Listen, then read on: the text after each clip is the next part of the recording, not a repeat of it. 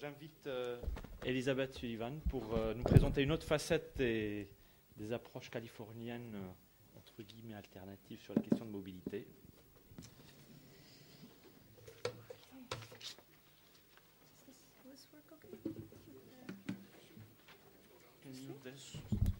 Just do that? Yeah. Okay, great.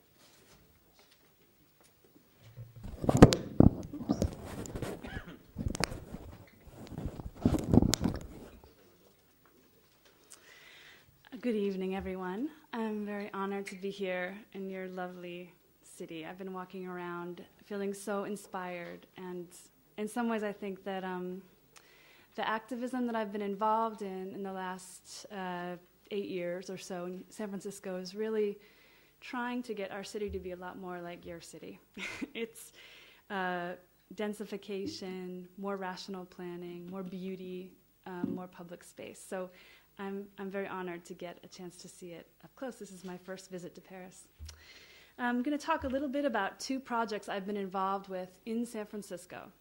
My background is in activism. I think of myself as a community organizer, something that President Obama has made a little bit more popular lately, as he was one in his early days.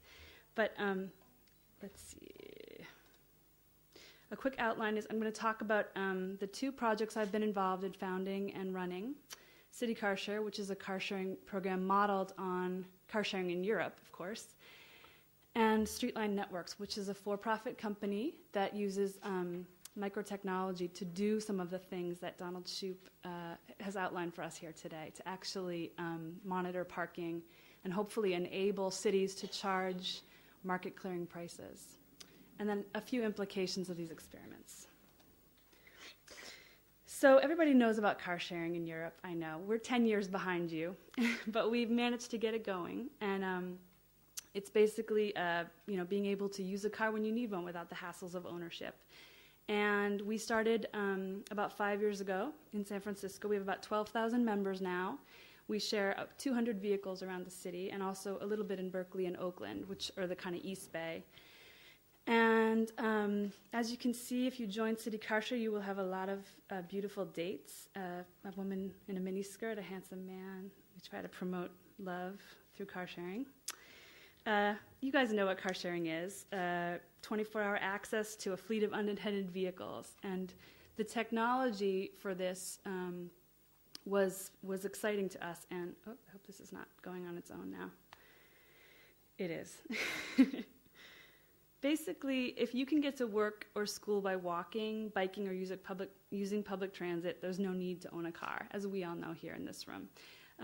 But what we try to point out to people is that owning a car, especially in a city like San Francisco, means that you get to, or you're forced to, spend this enormous amount of money for people who live in an expensive city, deal on your own with maintenance and repairs, own a very expensive asset that's constantly depreciating, search around and pay for parking, which is a lot of what we've talked about here today. And we all know that there's a social cost of cars taking up this space. But sometimes you need a car. And in San Francisco, we talk about big grocery trips, or parents or family coming in at the airport, going for hikes, taking your bike into the repair shop, these kind of things.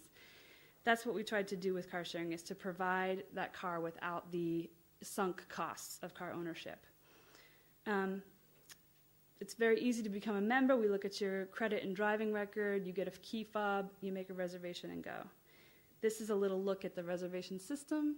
It's basically, you're able to see when cars are available, what type of cars there are, and make a reservation in a moment's notice, spontaneously or into the future. When you do make that reservation, it's confirmed, and then you get map and directions and so forth. Very straightforward. There's a little key fob that unlocks all the different vehicles in the fleet, and you go. What we found is that the factors for car sharing success are high density, a mix of uses in the area, an excellent pedestrian environment, low vehicle ownership rates. In San Francisco, it's about 40% vehicle ownership. Lots of access to just basic services and transit, getting around, getting the things done that you need to do. An on-site parking ratio that's less than 1 to 1. and this is true in San Francisco, in many places. Community support, which is kind of where I come in to let people know about it, and then tons and tons of marketing, education, excitement building, and so forth.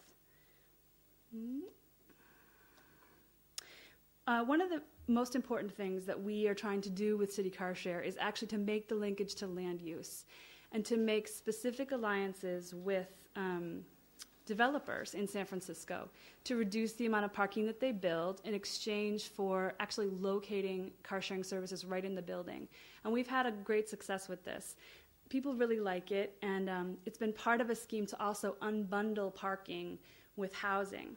In a lot of places in the United States, there's a requirement that when you build a unit of housing, you must build 1 or 2 or even 3 units of parking that are bundled in together.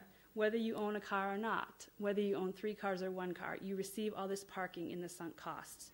The idea with unbundling this is that you can make a sort of decision based on your own life, what your needs are, maybe what your environmental commitment is, to pay for the parking space for the car that you want, or to not pay for it and to have a reduction in your sunk costs for housing. Car sharing makes this really possible because people in the U.S. get very frightened when you talk about, taking away their car or their parking or all those things.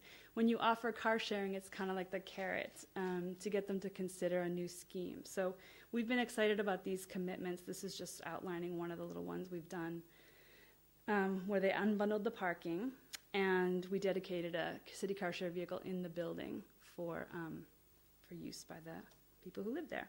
This is just a quick look at some of the locations where City Car Share is in San Francisco.